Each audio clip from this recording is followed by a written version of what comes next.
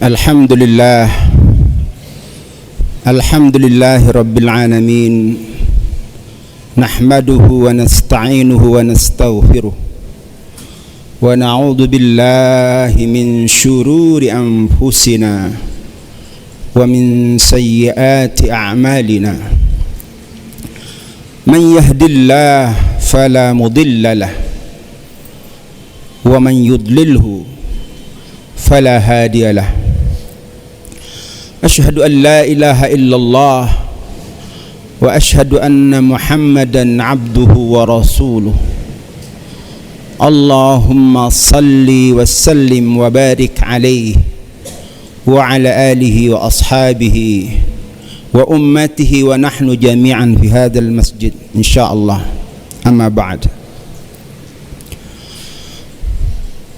Faqala ta'ala fil Qur'anil Karim: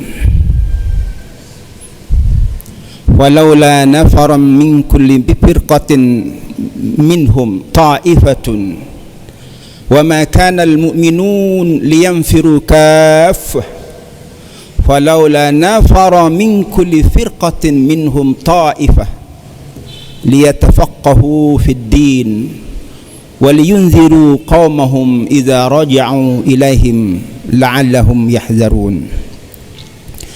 ويا عباد الله ittaqullaha haqqa tuqatih wa la tamutunna illa wa antum muslimun. Hadirin sidang salat Jumat rahimakumullah. Hari ini kita merasakan panas yang cukup membakar, walaupun alhamdulillah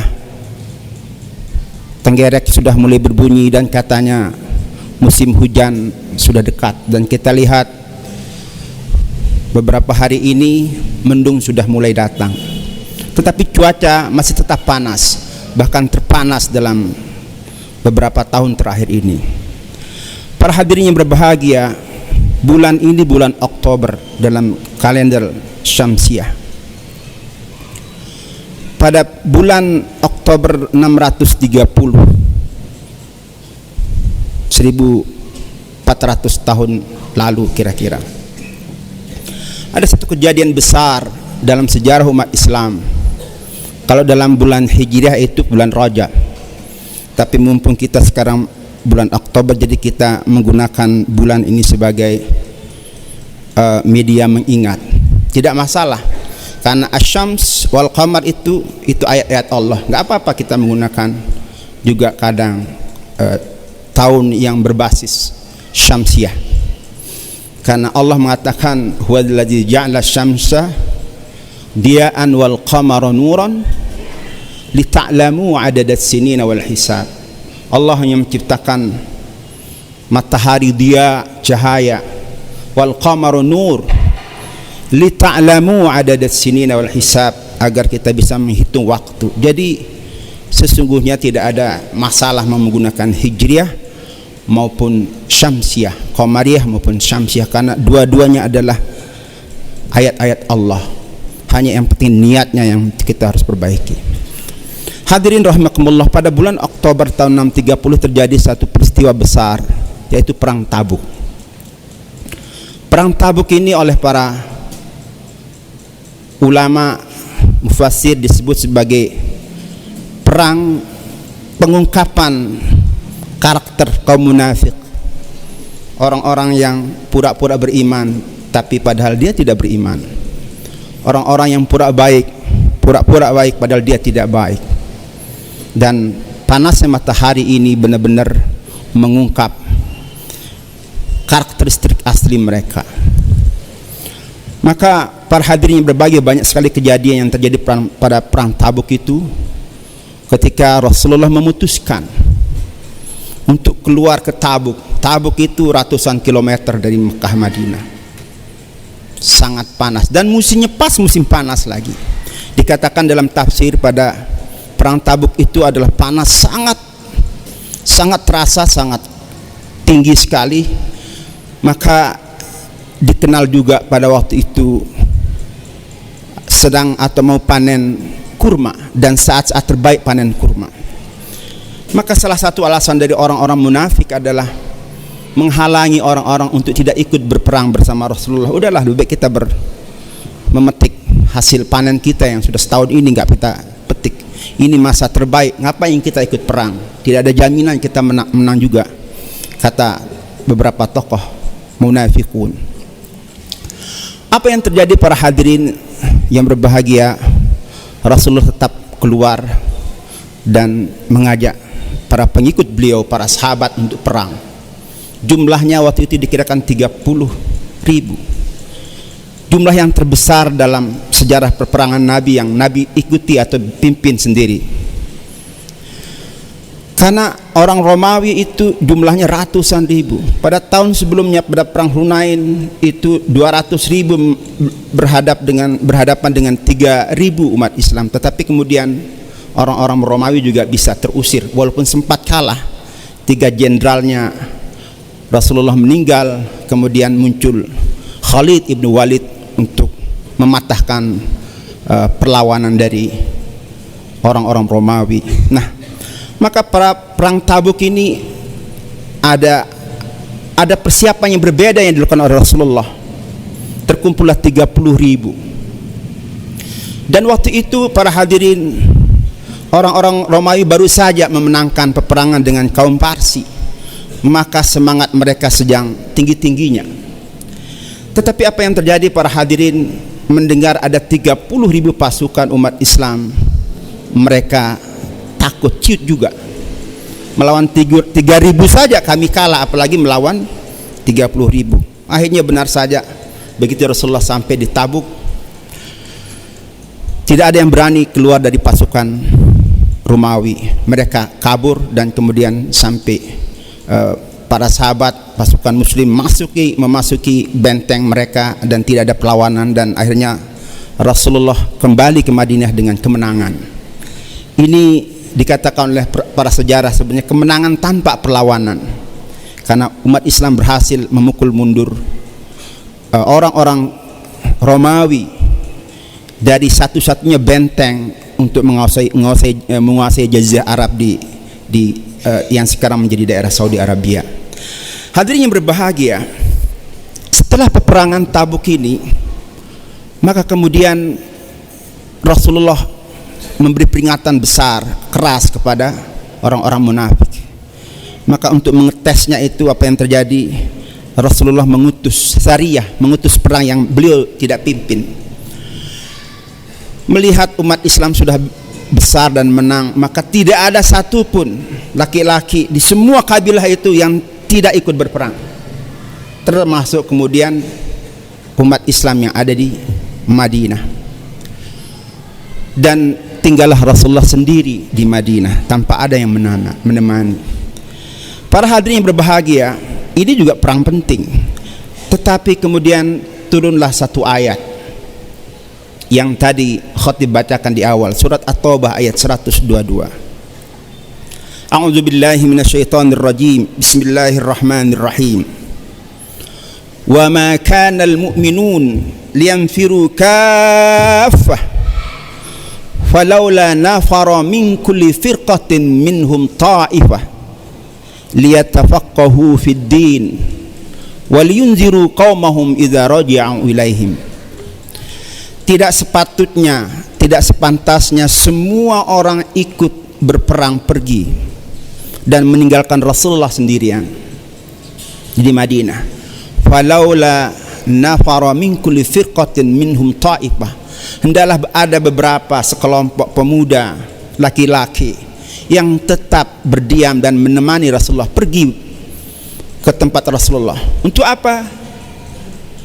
Liyatafaqahu fid din, agar mereka belajar apapun yang Rasulullah katakan, apapun yang kemudian Rasulullah terima berupa firman dari Allah Subhanahu wa taala. Untuk apa?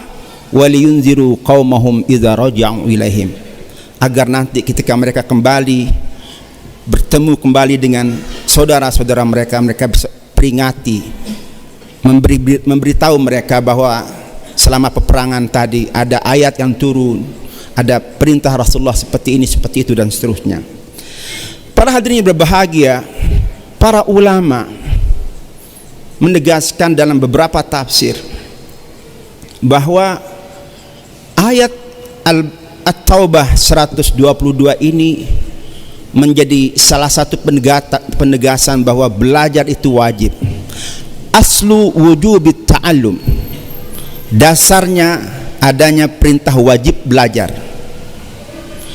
Tetapi kemudian para mufassir, karena saya banyak baca jadi hampir penjelasannya sama Bapak Ibu, saya tidak bisa mengutip salah satu dari mereka, kecuali mungkin nanti di beberapa kesempatan. Perintah ini menjadi satu perintah yang pertama dalam ayat Al-Quran yang menurut secara langsung letterlek ada untuk yatafaqahu fiddin. Apa makna yatafaqah? Yatafaqahu fiddin ay tafaqquh fiddin min kalimati faqaha atau faqiha. Itu dia tidak sekedar alima ya'lam, bukan sekedar ta'allama yata'allam, bukan sekedar belajar, tetapi liyatafaqahu atau tafaqquh ini adalah satu proses belajar yang jauh lebih.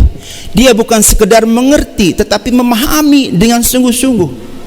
Ketika ada satu perintah, dia paham juga perintah yang lain. Dia paham juga bagaimana Rasulullah sikapnya selama ini. Jadi tafaqquh itu menekankan sebuah keahlian yang sekarang alhamdulillah kita kemudian punya ulama-ulama yang khusus. Mungkin ada ulama yang paham sejarah Nabi Rasulullah secara khusus, ada yang ulama yang paham bagaimana mawaris secara khusus, walaupun kemudian tentunya mereka juga memahami yang lain ya. Kenapa? Karena memang ini perintah Rasulullah, perintah Allah sallallahu alaihi wasallam yang diberikan kepada Rasulullah. Walaula nafara min kulli firqatin minhum ta'ifah. Dalam saat perang yang juga itu dibutuhkan untuk membela, menjaga umat Islam, menjaga marwah umat Islam, tetap saja kemudian Allah mengatakan, hai kalian tetap harus ada yang menuntut ilmu. Enggak seharusnya semua ikut berperang. Semua ini penting. Menuntut ilmu itu sangat penting karena ini berkaitan dengan keberlanjutan kita, bagaimana cara kita beragama. Para hadirin yang berbahagia, maka para ulama menjadikan belajar itu kewajiban. Tapi ada dua jenis kewajiban. Apa itu? Pertama, apa yang disebut dengan wajib ain. Belajar itu wajib ain. Utlubul ilma ay talabul ilmi faridatun ala kulli muslimin wa muslimatin. Atau kama qala Rasulullah sallallahu alaihi wasallam. Menuntut ilmu itu adalah wajib bagi setiap kita, faridatun ala kulli muslim wa muslimatin. Tetapi menjadi ahli itu setelah turunnya ayat ini memang tidak kewajiban ain, dia menjadi kewajiban kifayah. Karena itu bersyukur umat kita masih ada sebagian yang tetap belajar secara khusus, belajar Al-Quran, belajar hadis dan lain sebagainya, supaya dia paham banget apa yang ada dalam Al-Quran itu sendiri. Nah, tetapi yang tidak kalah penting juga tentu saja Bapak Ibu yang berbahagia adalah menuntut ilmu itu. Maka para ulama termasuk para sahabat memberi motivasi yang luar biasa bagi kita untuk belajar. Misalnya sahabat Rasulullah sallallahu alaihi wasallam, Ibnu Abbas radhiyallahu anhu berkata, lil ulama darajatun fawqal mu'minin. Bagi seorang ulama yang alim benar, yang faqih, yang memahami benar satu ilmu, darajat, derajat, makom yang sangat tinggi, fawqal mu'minin, di atas orang-orang yang beriman yang kebanyakan, yang tidak sungguh-sungguh mungkin dalam belajar ilmu pengetahuan. Wa ma baina darajatain, dan di antara dua derajat, bisa bi'imi'ati darajatin. Lil ulama darajatun fawqal mu'minin bisab'i mi'ati darajah. Ada 750 derajat bedanya antara seorang yang alim dan yang tidak. Wa ma baina ad-darajatain masiratu khamsimi'ati sana. Jarak antara satu derajat dengan derajat yang lain, itu kata Ibnu Abbas adalah jarak perjalanan 500 tahun. Bapak Ibu yang berbahagia, itu baru antara satu derajat dengan derajat yang lain. Ini ada 750 sab'umi'ati darajah. Maaf, 700 derajat. Jadi kita kalikan saja 500 perjalanan, 500 tahun perjalanan dikali 700, itu jaraknya berapa itu? Kalau kita berjalan saja dari Cakra ini misalnya ke Lombok Timur non-stop Bapak Ibu berjalan biasa, itu kita butuh sekitar 19 jam. Jadi kalau kita berjalan sehari semalam, itu minimal kita sampai ke Lombok Timur sehari semalam. Ini bagaimana kalau 500 tahun perjalanan? Itu berapa jaraknya? Belum lagi dikali dengan 700. Hadirin rahimakumullah, maka perlu kita mengingatkan diri kita masing-masing untuk tetap menyediakan waktu. Menjadi ahli itu kadang tidak bisa kita pilih Bapak Ibu. Dia datang begitu saja. Ada sepertinya orang-orang yang Allah sudah berikan karunia memiliki keenceran otak yang luar biasa sehingga dia menjadi seorang yang sangat ahli. Tetapi itu bukan alasan untuk kita tidak belajar, karena yang dituntut nanti itu adalah as-sa'yu, usaha. Sejauh apa usaha yang kita lakukan. Nah, karena itu para ulama mengatakan menuntut itu ilmu itu wajib, belajar itu wajib, tapi menjadi ahli yang sifatnya kifayah. Belajar itu ain, wajib ain, menjadi ahli itu kifayah. Enggak semua dituntut untuk menjadi seorang ahli. Kenapa? Karena tafaqquh itu akhassu minal ilm, kata Ibnu Ashur dalam tafsirnya At-Tanwir wa At-Tahrir, bahwa memahami tafaqquh itu lebih susah ketimbang sekedar ta'allum. Karena itu memang wajar derajatnya jauh lebih tinggi. Itu yang pertama para hadirin rahimakumullah. Yang kedua yang kita bisa pelajari dari ayat ini adalah apa yang disampaikan oleh Syekh Rashid Ridha, dan banyak sekali, termasuk Wahbah Az-Zuhaili dalam Al-Munir misalnya, mengatakan bahwa ilmu ini di sini itu ilmu umum, ilmu ta'mim, amah. Al-ilmu huna am. Ilmu yang dimasukkan dalam belajar sini ilmu apa saja, ilmu yang bermanfaat. Makanya Rasulullah bersabda, man fassara, barang siapa yang memberi kemudahan mengatasi masalah seseorang, kurbatan min kurabid dunia, yang itu terkait dengan kesulitan duniawi, maka Allah akan memudahkan baginya persoalannya di akhirat kelak. Jadi sebenarnya dalam agama kita tidak membedakan antara urusan duniawi dan urusan akhirat. Semua urusan umat Islam adalah urusan akhirat. Karena apapun yang kita lakukan di dunia ini harus dan pasti terkait dengan akhirat.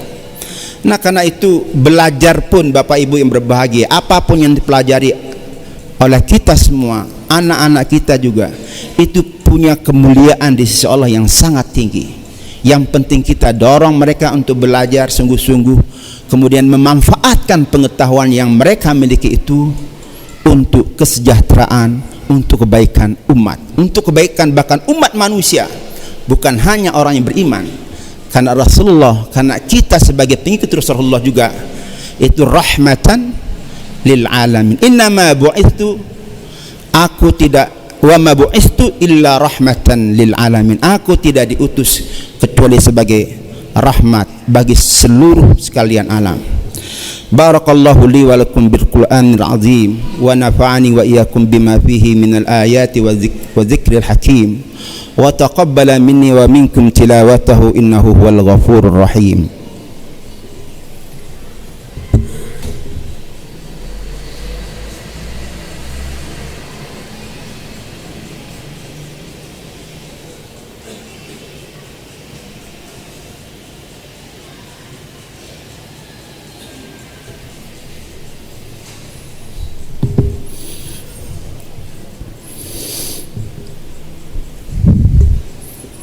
الحمد لله الذي خلق السماوات والأرض وجعل الظلمات والنور ثم الذين كفروا بربهم يعدلون. أشهد أن لا إله إلا الله وحده لا شريك له وأشهد أن محمدا عبده ورسوله.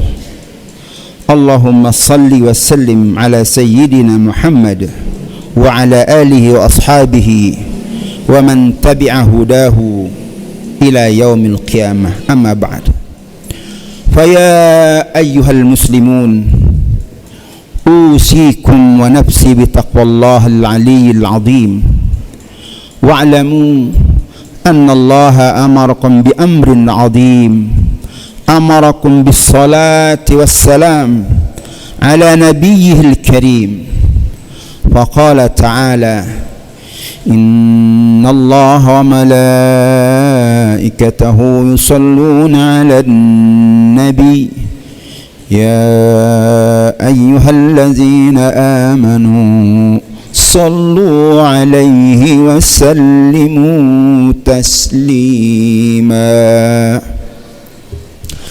اللهم صل على محمد وعلى آل محمد كما صليت على إبراهيم وعلى آل إبراهيم، وبارك على محمد وعلى آل محمد كما باركت على إبراهيم وعلى آل إبراهيم في العالمين إنك حميد مجيد. اللهم اغفر للمسلمين والمسلمات والمؤمنين والمؤمنات الأحياء منهم والأموات. اللهم ادفع عنا البلاء والغلاء والوباء والفحشاء والمنكر والبغي والسيوف المختلفة والشدائد والمحن ما ظهر منها وما بطن من بلدنا هذا خاصة ومن بلدان المسلمين عامة ومن بلاد فلسطين خاصة، إنك على كل شيء قدير. اللهم أفرغ علينا صبرا وثبت أقدامنا وانصرنا على القوم الكافرين. اللهم أعنا على ذكرك وشكرك وحسن عبادتك. اللهم أعنا على ذكرك وشكرك وحسن عبادتك. اللهم إنا نسألك سلامة في الدين وعافية في الجسد وزيادة في العلم وبركة في الرزق وتوبة قبل الموت ورحمة عند الموت. هون علينا في سكرات الموت والنجاة من النار والعفو عند الحساب. ربنا آتنا في الدنيا حسنة وفي الآخرة حسنة وقنا عذاب النار، والحمد لله رب العالمين. عباد الله، إن الله يأمركم بالعدل والإحسان وإيتاء ذي القربى وينهى عن الفحشاء والمنكر والبغي يعظكم لعلكم تذكرون. واذكروا الله العظيم يذكركم ولذكر الله أكبر والله يعلم ما تصنعون. أقيموا الصلاة.